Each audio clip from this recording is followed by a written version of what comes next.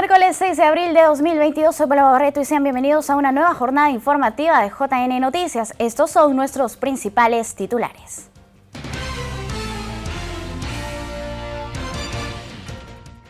JN lamenta las pérdidas humanas durante las últimas marchas de protesta en el país.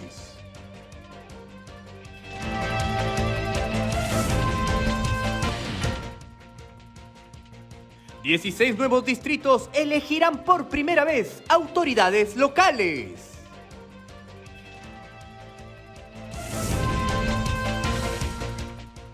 JN inicia el 8 de abril la inscripción para el programa de voluntariado.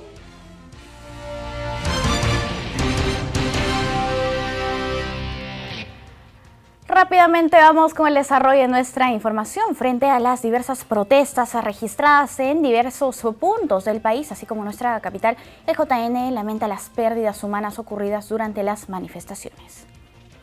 El Jurado Nacional de Elecciones lamenta las pérdidas humanas, los daños y lesiones ocurridos en las manifestaciones que se produjeron en los últimos días en diversos puntos del territorio nacional. La institución electoral se solidarizó con las instituciones constitucionalmente autónomas, las cuales fueron violentamente atacadas ayer 5 de abril. Asimismo, condenó los actos de vandalismo perpetrados contra la sede central ubicada en nuestra capital. Dichos actos atentan contra la institucionalidad democrática y sin duda la ciudadanía no los avala, refirió el máximo tribunal electoral. En esta línea invocan a todos los actores de las protestas a ejercer sus derechos de forma pacífica y en respeto del marco legal y constitucional, sin promover actos de ensañamiento que ya han causado daños de distinta intensidad, los cuales podrían generar efectos irreparables. El Jurado Nacional de Elecciones comunicará los hechos ocurridos que perjudican a la institución al Ministerio Público a fin de que proceda conforme a sus atribuciones y determine a los responsables.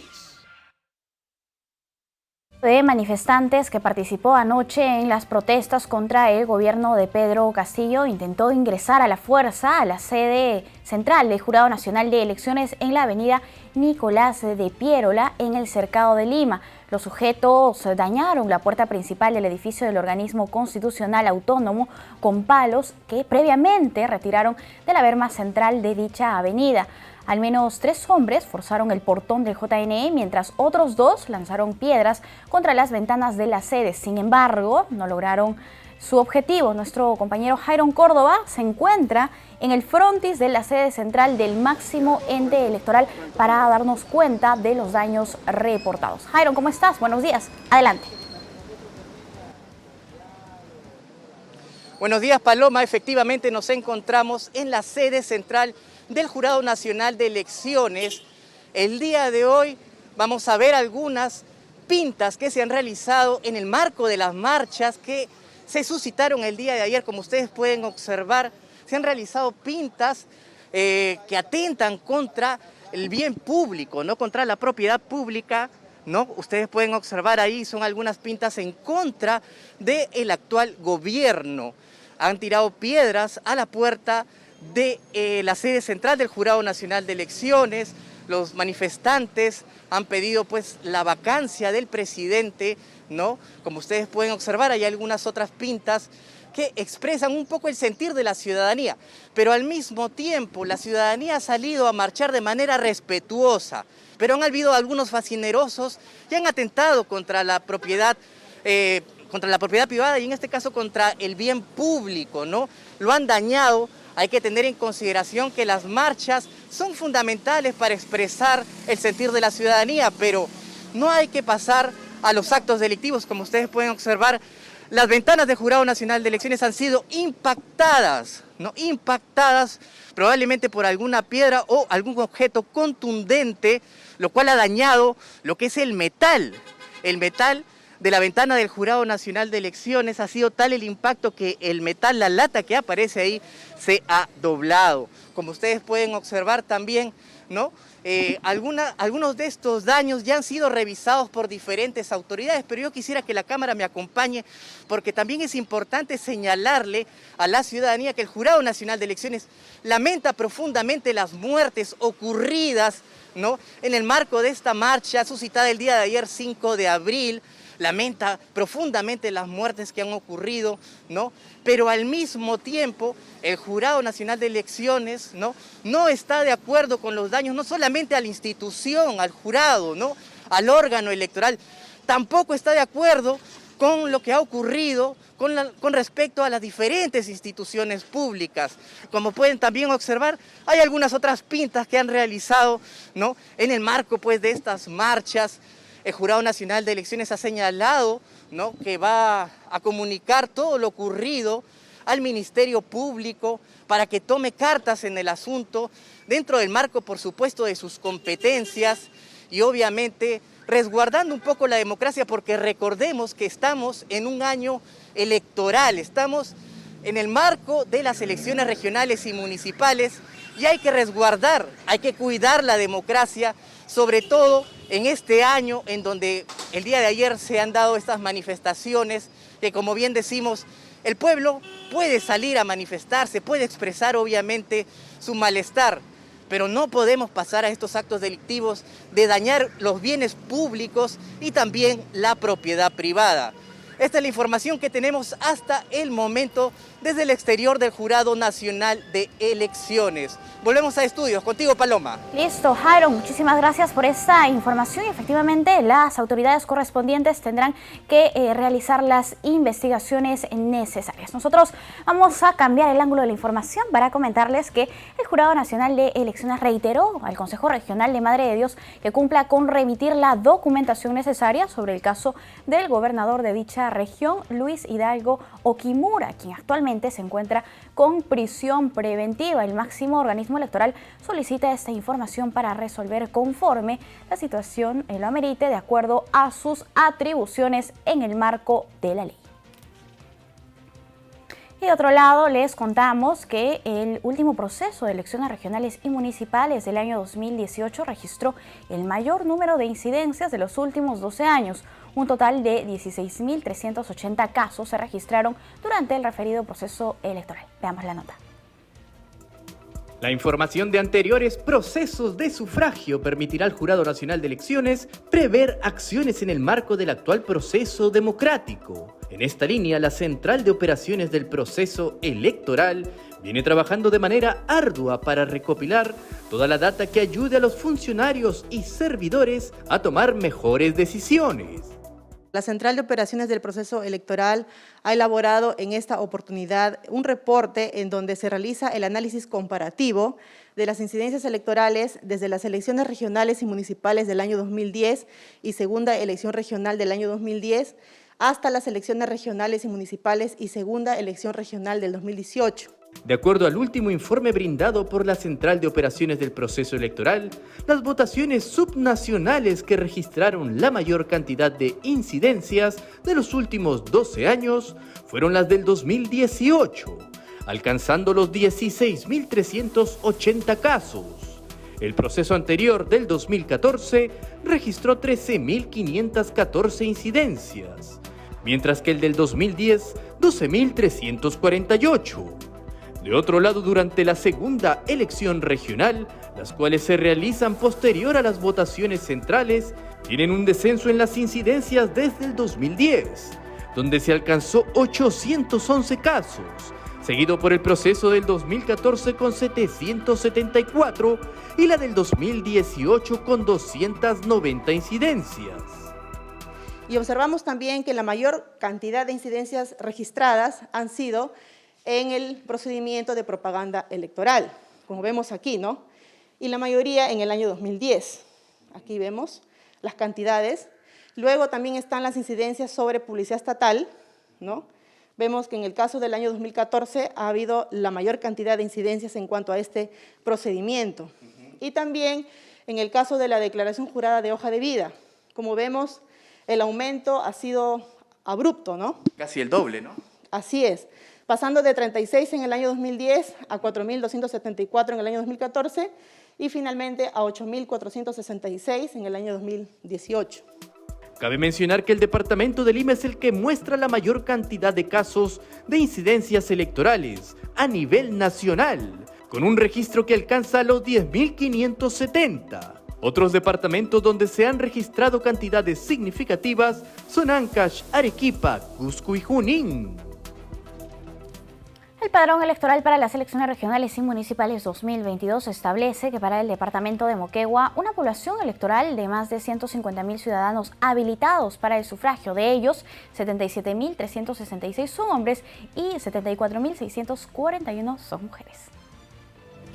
El padrón electoral para las elecciones regionales y municipales 2022, elaborado por el RENIEC y aprobado por el Jurado Nacional de Elecciones, establece para el departamento de Moquegua una población electoral de 152.007 ciudadanos habilitados para el sufragio. Además, si bien el padrón electoral se cerró el 2 de octubre del 2021, en él están considerados los jóvenes que cumplen la mayoría de edad hasta el mismo día de las elecciones, y en Moquegua son 2.921 jóvenes que recién están cumpliendo 18 años y votarán en la próxima contienda electoral programada para el 2 de octubre del presente año. Cabe precisar que el distrito de Hilo cuenta con la mayor población electoral, que llegan 57.833 votantes, mientras que el distrito de Quinistaquilla, en la provincia General Sánchez Cerro, posee la menor población con 602 ciudadanos aptos para el sufragio.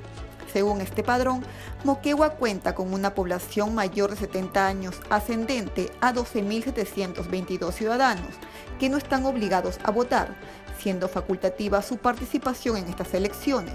El resto de electores se concentra en la población entre los 18 y 22 años, que suman 36.496 personas, según el padrón electoral. También les contamos que electores de 16 nuevos distritos votarán por sus autoridades por primera vez. Conozca cuáles son y a qué regiones pertenecen. Este año más de 24 millones de ciudadanos de un total de 2.111 circunscripciones electorales entre regiones, provincias y distritos elegirán a sus nuevas autoridades subnacionales.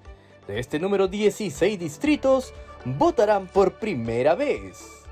Se trata de Aguairo, en la región de Apurímac, así como Unión Progreso, Putis, Río Magdalena, Ninabamba y Patibamba.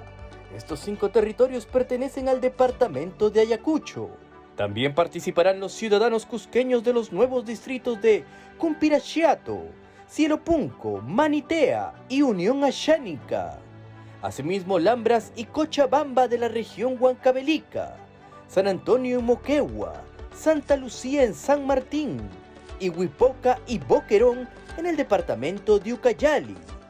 Los 16 nuevos distritos fueron creados durante el 2020 y 2021 y cuentan con 23.016 ciudadanos quienes podrán votar en las elecciones regionales y municipales 2022.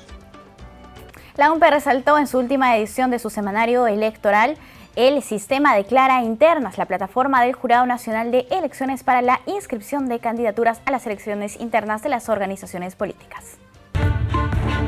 Un hito crucial del proceso electoral que se aproxima es el registro de candidatas y candidatos que participarán en los comicios internos. La OMPE, a través de su semanario electoral, comparte información importante sobre Declara Internas, la plataforma creada por el Jurado Nacional de Elecciones.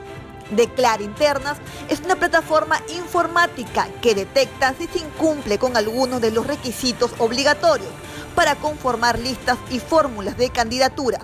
Además, Declara Internas se encuentra provisto de un sistema de alerta respecto a la inobservancia de requisitos fundamentales, como el número de candidatos por lista, alternancia de género en fórmulas, las cuotas joven e indígena, así como listas de consejeros y regidores, afiliación de postulantes a gobernador regional, vicegobernador y alcalde, y edad mínima exigida a los aspirantes. Es así que para tal efecto el JNE coordinó con las agrupaciones, a fin de contar con la participación de sus representantes en talleres virtuales y presenciales para el uso de la plataforma. Por su parte, el Jurado Nacional de Elecciones consideró inapropiado aquellos cambios realizados a las normas de financiamiento partidario al disminuir considerablemente las sanciones impuestas a las organizaciones políticas y los candidatos que cometan infracciones. Esta opinión técnica fue enviada al Parlamento recientemente. Veamos los detalles. El Jurado Nacional de Elecciones consideró que varias de las modificaciones propuestas por los proyectos de ley afectan el principio de transparencia, disminuyendo considerablemente las sanciones impuestas a las organizaciones políticas y candidatos ante infracciones a las normas sobre financiamiento partidario.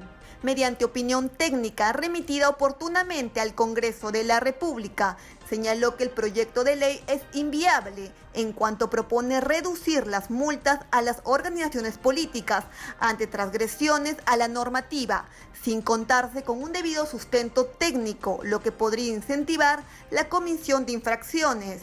De esta manera, la propuesta plantea pasar de una multa no menor de 5 ni mayor de 15 UIT a una no menor al 10% de una UIT, ni mayor a una UIT. En el caso de las infracciones cometidas por candidatos al no informar a la OMPE sobre sus gastos de campaña, la iniciativa propone reducir gran medida la multa vigente, pasándose de una sanción no menor de 10 ni mayor de 30 UIT a una no menor al 10% de una UIT ni mayor a una UIT, ante lo cual, estima el JNE, no se garantiza suficientemente la legalidad de los ingresos y gastos de los postulantes. El monto de las multas no debería generar preocupación a quienes no pretenden transgredir los límites prohibitivos. El Jurado Nacional de Elecciones informa cuáles son los requisitos que deben cumplir los ciudadanos que deseen participar del voluntariado, el cual se implementará en el marco de las elecciones regionales y municipales 2022. Con miras a las elecciones subnacionales del próximo 2 de octubre, el JNE alista el programa de voluntariado juvenil en Lima Metropolitana y 11 regiones, donde el JNE cuenta con oficinas desconcentradas. En ese sentido, el responsable de dicho programa, Carlo André Cayagná, precisa cuáles son los requisitos que deben reunir los aspirantes al voluntariado. Sí, ya estamos próximos a lanzar la convocatoria. Estamos entre las fechas del 8 y el 11 de abril reclutando justamente a jóvenes que deseen participar e involucrarse en las actividades electorales que vamos a llevar a cabo este año. Los requisitos son básicamente estos: tener entre 18 y 29 años de edad al momento de la postulación, no tener antecedentes penales, judiciales o policiales y no contar con afiliación partidaria vigente, y en caso de haber estado desafiliado, que hayan pasado 4 años justamente de esta desafiliación.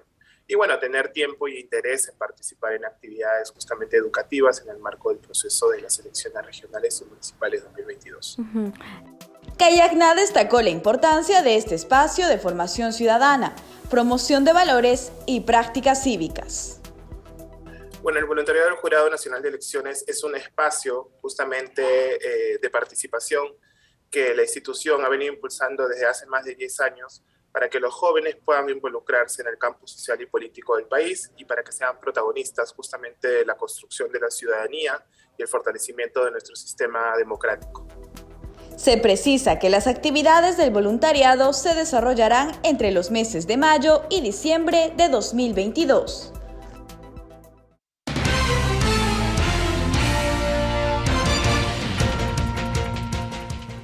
Tenemos una entrevista, vamos a conversar con la doctora Jessica Clavijo, ella es directora nacional de Fiscalización y Procesos Electorales. Doctora, ¿cómo está? Muy buenos días, bienvenida.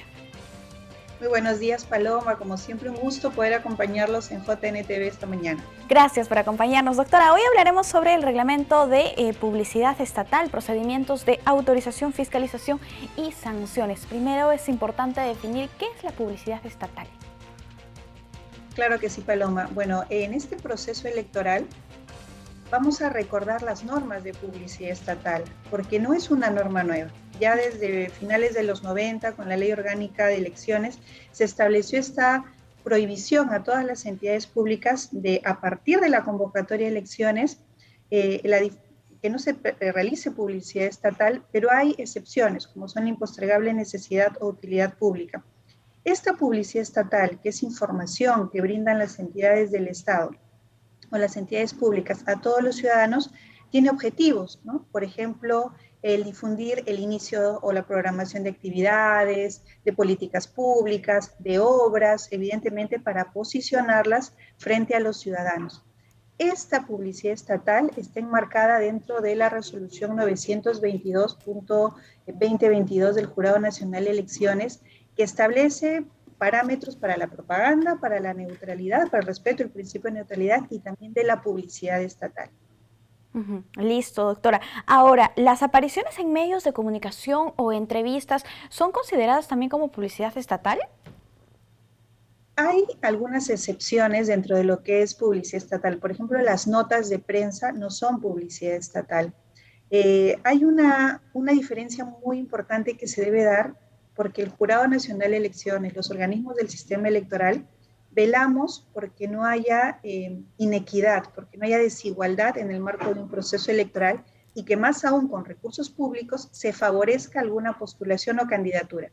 Pero eso no implica que se va a afectar, por ejemplo, la libertad de prensa. Si hay alguna aparición, alguna entrevista, una transmisión en vivo de algún funcionario, eso no está prohibido. Pero sí vamos a estar muy atentos a que quizás en estas participaciones, justamente ostentando el cargo en una actividad oficial, probablemente se favorezca alguna postulación, alguna candidatura. Ahí más bien se encenderían las alertas porque podríamos estar frente a una posible vulneración más bien del principio de neutralidad, ¿no? Que es un deber esencial que tenemos todos los funcionarios públicos, más aún aquellas autoridades elegidas por el voto popular. Doctora, dentro de la publicidad estatal existen algunas excepciones, ¿no? Por ciertas necesidades que podría tener alguna institución. ¿Podría comentarnos al respecto? Así es, Paloma. Como te mencionaba, las notas de prensa no son publicidad estatal. Si se hace alguna difusión, por ejemplo, en el marco de la ley de contrataciones, estas publicaciones que se deben hacer conforme a ley, tampoco serán sometidas a estas prohibiciones de publicidad estatal o aquella información que se debe publicar en el marco de la ley de transparencia y acceso a la información, tampoco estarán sujetas a las restricciones de publicidad estatal. Pero ojo, igual, teniendo en consideración que esta información será difundida por las entidades públicas, debemos recordar que no pueden ser utilizadas para favorecer alguna postulación o candidatura, ¿no? Listo. Doctora, ¿existe un reporte posterior que deben presentar las instituciones en caso hayan hecho publicidad de necesidad o utilidad pública en periodo electoral? Sí, hay un reporte posterior que se da en el siguiente contexto. Si una entidad, teniendo en cuenta que hay información de impostergable necesidad y utilidad pública, es decir, que no puedo esperar a que concluya el proceso electoral para poder difundirla. Por ejemplo, estamos frente al inicio del año escolar y hay información importante y relevante que se debe difundir, temas referidos a salud. Estamos luchando aún contra esta pandemia, hay información que se debe difundir, no puedo esperar a que culmine el proceso electoral. Yo como Estado debo brindar esa información. Si voy a difundirla en cualquier medio que no sea radio y televisión, es decir, prensa escrita, revistas, periódicos, incluso en las redes sociales de la entidad, toda esa información que se va a difundir y que no sea radio y televisión el canal por el cual se difunde, esta información, esta publicidad estatal debe ser reportada a los jurados electorales especiales dentro de los 7 días posteriores al inicio de la difusión de esta publicidad estatal. Nosotros contaremos con jurados electorales a nivel nacional. A partir de la quincena de mayo ya estarán instalados todos a nivel nacional. Actualmente solo contamos con el jurado de Lima Centro, que es el que recibe estos reportes posteriores. Doctora, ¿cómo se llena este formato? Mire, es un formato bastante sencillo, precisamente en la resolución 922, en la parte final. Aquellos que estén interesados en revisarla van a encontrar los dos formatos, tanto el de reporte posterior como el de autorización previa, que si quieres más adelante conversamos. Este formato de reporte posterior es prácticamente una cara en la cual se detalla el nombre de la entidad, el domicilio de la entidad, la casilla electrónica, es muy importante que se genere la casilla electrónica para las notificaciones, el detalle del medio empleado para la difusión, afiches, revistas, carteles, etcétera, ¿no? El periodo en el cual va a ser difundida y algunos datos que piden también el formato, como la empresa que ha elaborado esta publicidad, la cantidad de publicidad que se va a emitir y algo central, el fundamento de impostergable necesidad de utilidad pública, que es justamente aquella que va a brindar la entidad.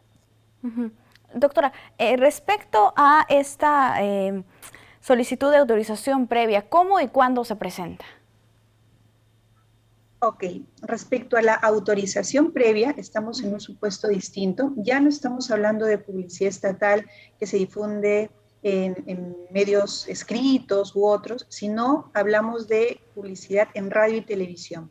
Si la publicidad estatal se va a difundir en radio y televisión o televisión, lo que se debe hacer es, hasta 7 días antes del inicio de la difusión, es decir, de manera anticipada, se debe presentar una solicitud de autorización previa, es decir, presentar a través de este formato y adjuntando evidentemente el material audiovisual o estas cintas que se van a difundir por radio, esta publicidad estatal para que se haga una evaluación previa, para que se analice efectivamente si no hay información que podría vulnerar las normas de publicidad estatal, por ejemplo, la incorporación de colores, nombres, frases, símbolos de alguna organización política, lemas, la aparición de algún funcionario público, menos aún, evidentemente, de algún candidato. Esto se hace precisamente para hacer un análisis anticipado y poder brindar la autorización para el inicio de su difusión. Y esto se hace con anticipación hasta 7 días antes del inicio. Listo, doctora, perfecto. Muchísimas gracias por esta valiosa información. Es preciso recordar que aquellas personas que deseen conocer más sobre este reglamento de publicidad estatal pueden hacerlo a través de la normativa. Doctora, muchas gracias. Muchas gracias a ustedes, Paloma, y efectivamente toda la información también está colgada en el portal institucional y a través de las plataformas del Jurado Nacional de Elecciones estaremos brindando información. También recordarles que ya a partir de la fecha se están desplazando fiscalizadores a nivel nacional, van a estar los fiscalizadores con el chaleco rojo, también atentos a cualquier consulta o denuncia que se presente a nivel nacional. Perfecto, doctora, muchas gracias. Hasta una próxima oportunidad. Amigos, hacemos una pausa. Volvemos.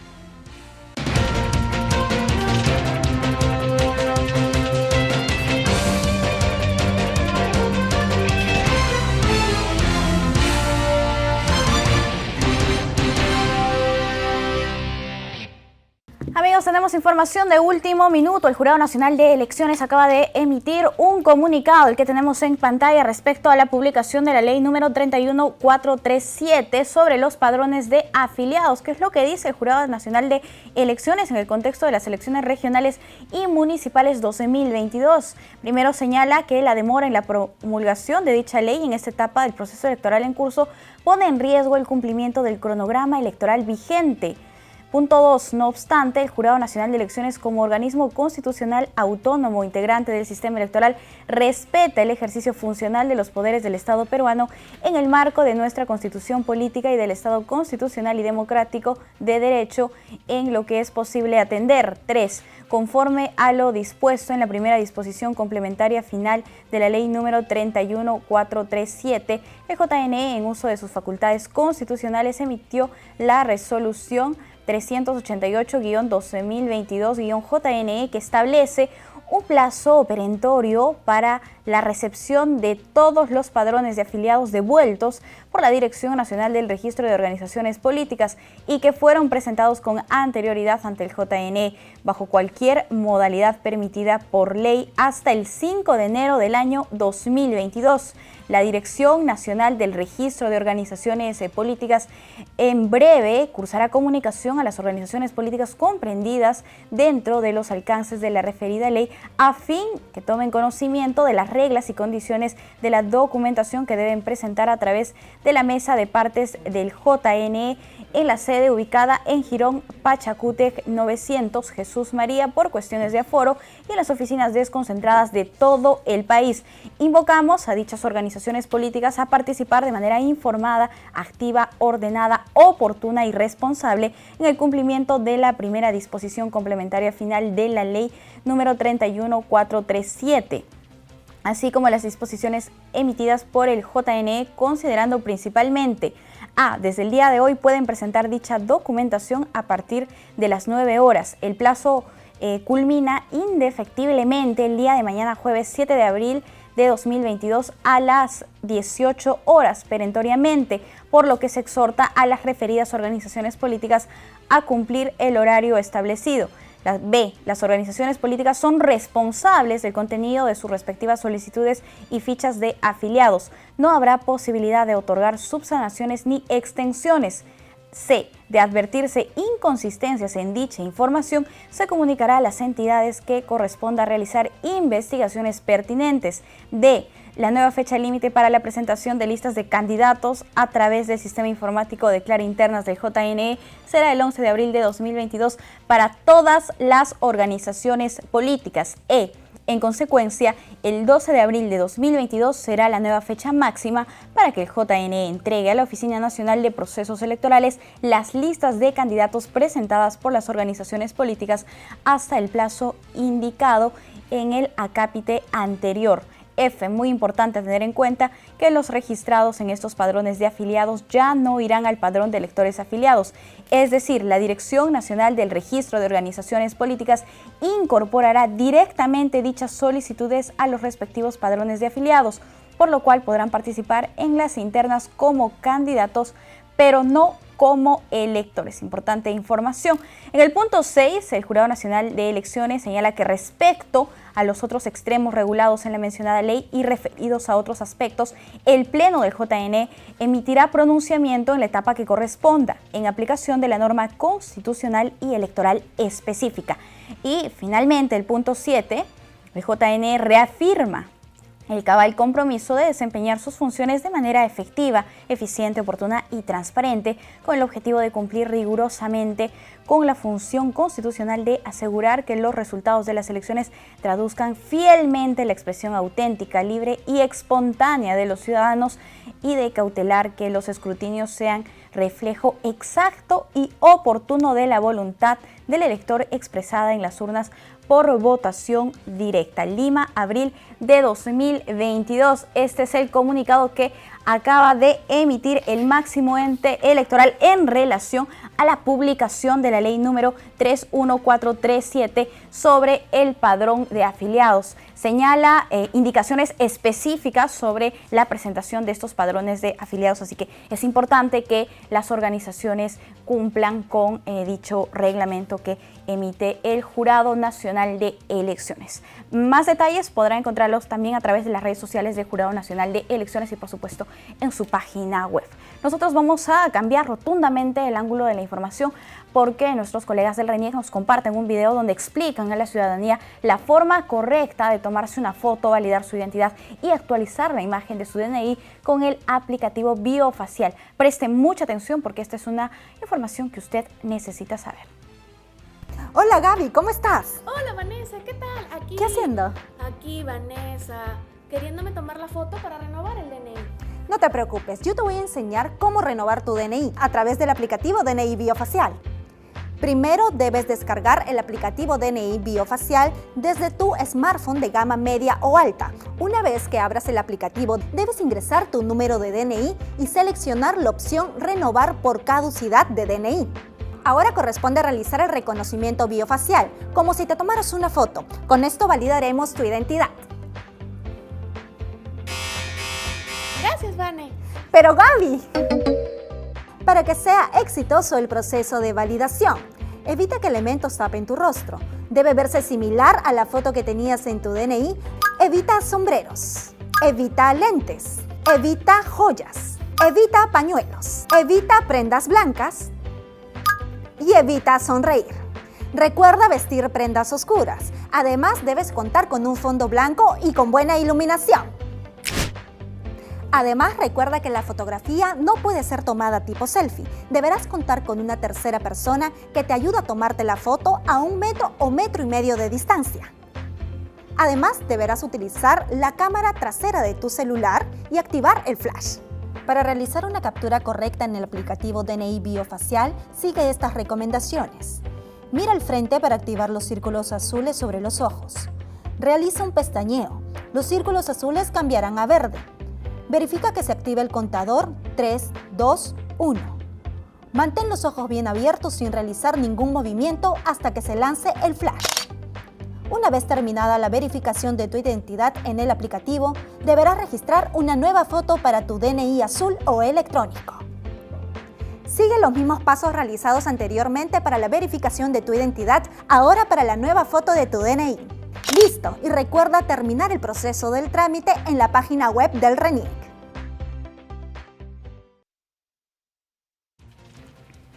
Bien, por otro lado, informamos que la Contraloría General de la República halló que más de 4.800 vacunas contra la COVID-19 vencieron y no fueron aplicadas a la población que lo necesitaba, y alertó además que otras 4 millones de dosis están próximas a vencer y urge que sean aplicadas a la brevedad. Veamos.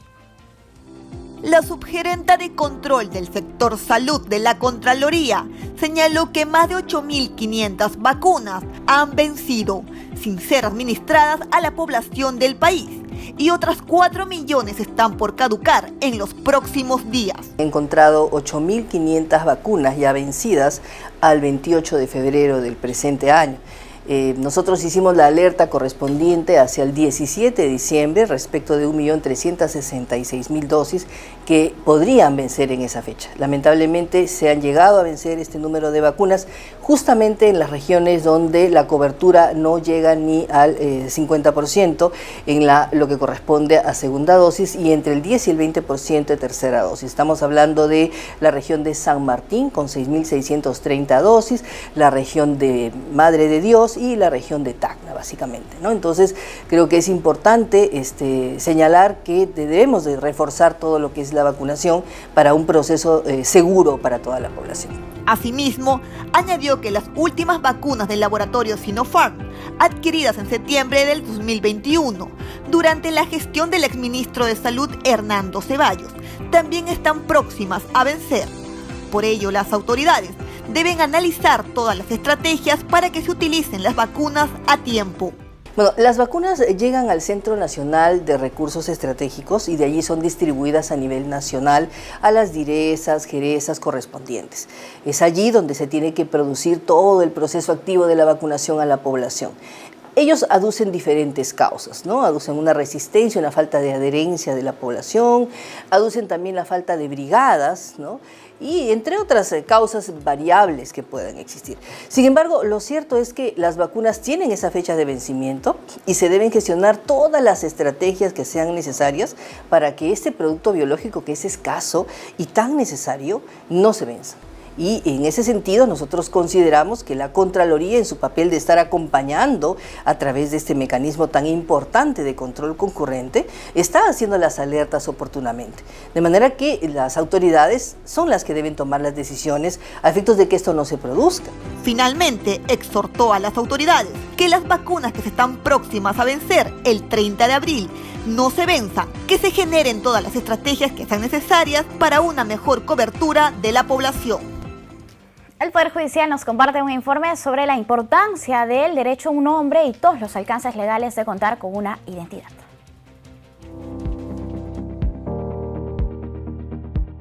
¿Cómo nos distinguimos unos de los otros? La identidad es el sello característico de cada persona, considera aspectos culturales, lingüísticos, religiosos y sociales que conlleva a que la persona se reconozca a sí misma y se distinga de las demás, presentándose con un nombre y un documento de identidad. Al momento del nacimiento de un bebé en el Perú, se debe registrar en el establecimiento de salud donde nació para generar su certificado de nacimiento y la inscripción del niño en los registros civiles, además de que permite la posterior obtención del DNI en la oficina de registro civil instalada en el centro de salud. Posterior a este procedimiento, los padres o el tutor del recién nacido tendrán, según los datos aportados por un plazo no mayor a 60 días calendario, comenzados a contar desde el día siguiente al nacimiento, para hacer presencia en alguna de las oficinas registrales de la RENIEC y hacer la inscripción del nacimiento de manera gratuita. El Documento Nacional de Identidad actúa como cédula de identidad personal para cada acto civil, judicial, administrativo y comercial, y que además se reconoce como único título válido para ejercer el derecho al sufragio. Los niños al nacer, los hijos no reconocidos, las personas indocumentadas, todos ellos tienen derecho a exigir un nombre y pueden hacerlo judicialmente. En el artículo 19 del Código Civil se precisa que el nombre es un derecho y una obligación, por lo que no admite el cambio de nombre constante en las personas. Solo lo estipula si cumple los motivos que en él se establecen. Casos como errores en la partida de nacimiento, enmienda, tachaduras, omisión son motivos justificados para que se emita una orden de cambio de nombre basados en las disposiciones del Código. Las personas representan una individualidad única e irrepetible en el carácter singular que cada uno posee. La diversidad humana en todos los aspectos permite generar la identidad propia. Lejos de construir un elemento de discriminación, debe ser considerada como un carácter propio del ser humano que requiere ser conocido y respetado.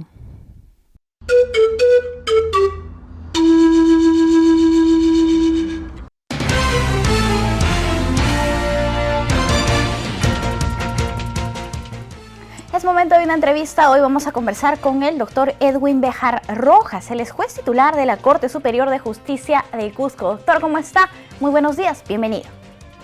Muy buenos días, Paloma, y un gusto estar en tu programa. Muchísimas gracias por acompañarnos. Es preciso señalar que el doctor Béjar es el primer juez titular invidente de la Corte Superior de Justicia del Cusco y que recientemente ha sido reconocido por la ONU como el primer magistrado invidente de América Latina. Doctor, es un placer conversar con usted y nos gustaría que nos cuente un poco de todo el proceso que le ha tomado llegar hasta este momento, desde su formación académica en la Universidad Nacional de San Antonio Abad del Cusco. Por favor, cuéntenos cómo ha sido este proceso de formación. Bien, muchas gracias. Te cuento, yo perdí la visión totalmente a los 17 años, antes de ingresar a la universidad. Bueno, ya estudiaba mediante el uso de braille en colegios especializados para personas con discapacidad visual. Perdí la visión. Yo tenía siempre el deseo constante de seguir superándome. Quería estudiar Derecho. Algunos me decían que era una carrera muy difícil por el hecho que no podía ver. No obstante, gracias al apoyo de mi familia, pude estudiar. Ingresé a la universidad en el año 1996, gracias a Dios en primer lugar. De ahí realicé mis estudios universitarios en la Universidad San Antonio Abad del Cusco. Fue todo un reto poder, en ese momento que no había normas ni leyes a favor de las personas con discapacidad, trabajar lo que es ahora ajustes razonables, realizar los exámenes en forma oral, grabar las clases. Y gracias a Dios me pude también terminar los estudios con éxito, ocupando también el primer lugar, y de ahí empezó mi carrera profesional. Me colegié el año 2001, realicé trabajos, trabajé en la Defensoría del Pueblo, en la Municipalidad de Cusco, realicé estudios de maestría, también estudios de doctorado, y ahí es donde yo tenía ya la decisión de poder ser magistrado. Entonces me presenté una primera oportunidad todavía el año 2009, y ahí tuve varios inconvenientes, porque me decían que porque no podía ver, yo no podía ser magistrado, no podía ser juez, que eso estaba prohibido por las personas con discapacidad visual. Eso me llevó a que yo iniciara todavía en ese tiempo un proceso de amparo contra lo que era el Consejo Nacional de la Magistratura, para demostrar que era un acto discriminatorio y que sí era factible que pudiera uno ejercer la función, no obstante la discapacidad visual, porque ya habían experiencias de otros años en Europa y en otros lugares. Entonces, gané el proceso después de un año, Y ya para el año 2012, que es donde me presento para el Consejo Nacional de la Magistratura, para el cargo de juez especializado de familia, es donde logro ingresar. Y desde ahí vengo ejerciendo la función como juez especializado de familia en la ciudad de Cusco. Perfecto. Ahora, si hablamos un poco de lo que ha significado esta dura batalla que usted ha tenido contra el Consejo Nacional de la Magistratura, quien en un primer momento impidió que postulara esta plaza de fiscal adjunto provincial del Cusco. Este ha significado un hito realmente importante para las personas con algún tipo de discapacidad en nuestro país. Yo creo que sí, y eso fue lo que me motivó, porque yo me ponía a pensar que si yo era abogado, había estudiado, me había esforzado por realizar estudios de maestría, doctorado, simplemente me decían que por mi discapacidad no podía ejercer una función pública. Lo mismo podría ocurrir con cualquier persona con discapacidad en general y sobre todo con las personas con discapacidad visual. Por eso fue esa lucha de estar todo el año 2009 prácticamente en Lima, haciendo incidencia, que se visibilizara el tema que era un acto discriminatorio. Y finalmente lo que queremos las personas con discapacidad no es que nos den los puestos, sino que nos den la oportunidad de poder concursar como cualquier persona y ahí demostrar que podemos ejercer la función. Y creo que eso ha sido un hito, como bien lo has dicho, y ha ayudado mucho, porque a partir de ese momento se entendió también de que lo que sí se podía acceder a la función pública y a diferentes puestos con ajustes razonables y quizás esa es una de las mayores alegrías de todo ese proceso. Por supuesto, doctor, ya usted en su vida laboral como magistrado, ¿cómo se ha encontrado con el sistema judicial? ¿Le han brindado en su vida laboral las herramientas necesarias para que usted pueda desarrollar su trabajo como cualquier otro? Sí, efectivamente, conforme a la Convención de los Derechos de las Personas con Discapacidad y de que desde ingresé, el Poder Judicial me ha brindado todos los ajustes razonables, lo necesario, me dieron una computadora con lector de pantalla, escáner de alta velocidad, un asistente, lo que requería para poder ejercer la función. Y ciertamente a un inicio había una preocupación o incertidumbre de cómo podía ejercerse la función, ¿no? Porque, cómo iba a ser en la práctica.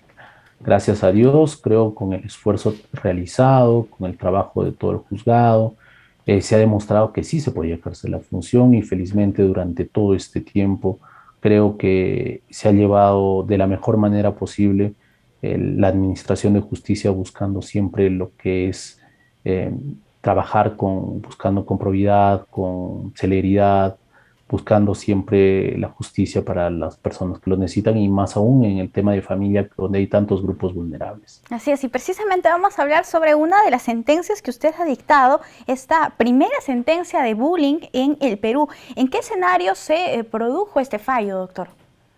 Lo que sucede es justo yo he ingresado yo a la magistratura en el año 2012 y encontré este caso que era muy interesante. ¿Qué pasaba? Era un menor que sus papás se habían quejado ante la institución educativa de que era víctima de bullying y que lo que había la reacción de la institución educativa era o sácalo o nosotros que no era su responsabilidad.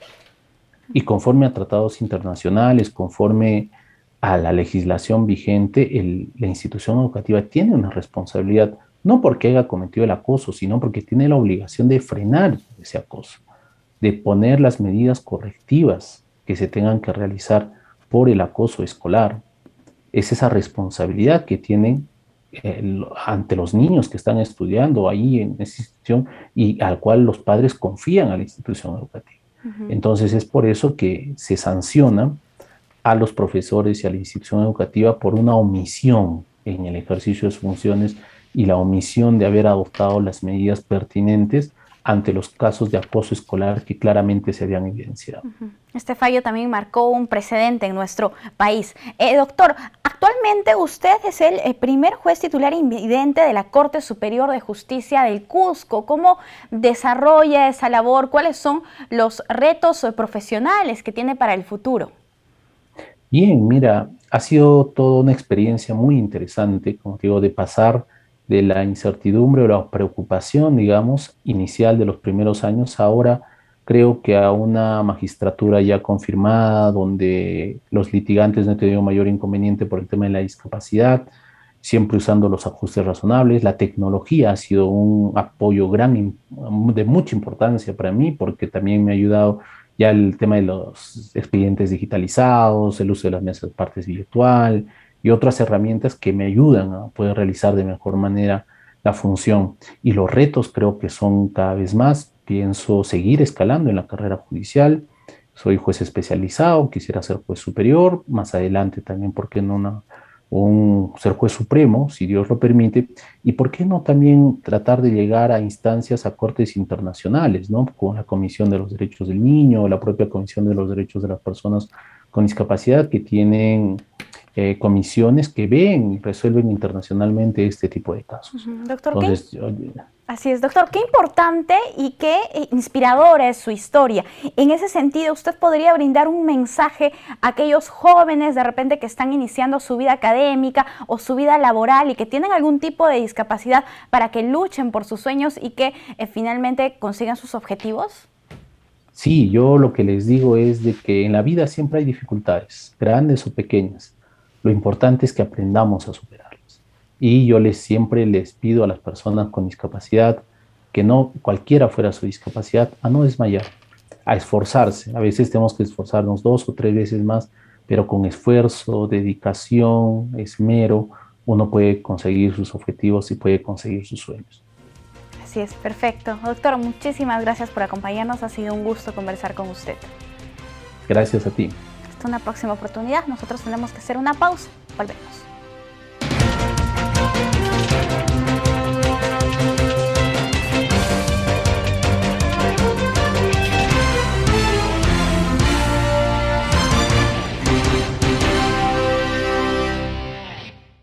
Y veamos ahora las principales actividades y servicios de OCIPTEL.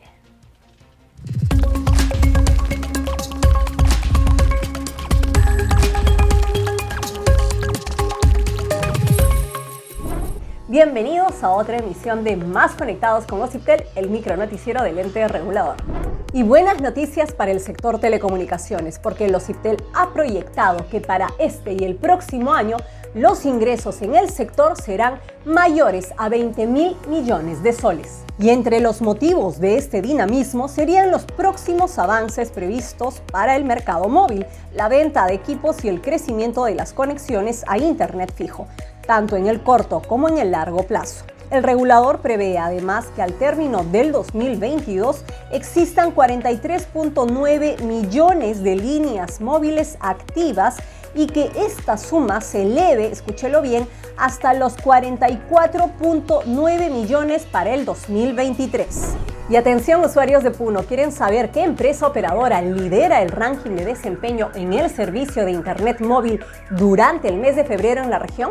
Según el panel de monitoreo móvil, la empresa Entel es líder en cuanto a velocidad de bajada de Internet móvil en tecnología 4G con 11.43 megabits por segundo. Claro obtuvo el segundo lugar con 10.93 megabits por segundo en velocidad también de bajada, Movistar en tercer lugar con 9.39 y Vitel en último puesto con 7.63 megabits por segundo. Y seguimos en la zona sur de nuestro querido Perú. Desde el 4 de abril hasta el jueves 7 de abril, los usuarios de la provincia de Andahuayla serán capacitados en sus derechos y deberes en los servicios de telecomunicaciones. Esta jornada de capacitación, que se extiende a los distritos de San Jerónimo, Talavera, Pacucha y Huancabamba, tiene por objetivo, además, monitorear los centros de atención de las empresas operadoras para comprobar en el momento la calidad de atención a los usuarios. Ya lo sabes, si deseas mayor información sobre esta jornada de capacitación, contáctate con los números que aparecen en pantalla. Bueno amigos, esto ha sido todo por esta semana. Muchas gracias por acompañarnos en Más Conectados con OCIPTEL. No lo olvides, un usuario Chancón es un usuario con poder. Nos vemos. Bien, muchas gracias por acompañarnos. Los invitamos a seguirnos mañana también por el canal 516 de Movistar TV, las redes de JNE y por la señal de nuestros 24 canales aliados. Los dejamos ahora con bellas imágenes de Bellaterra en San Martín. Permiso.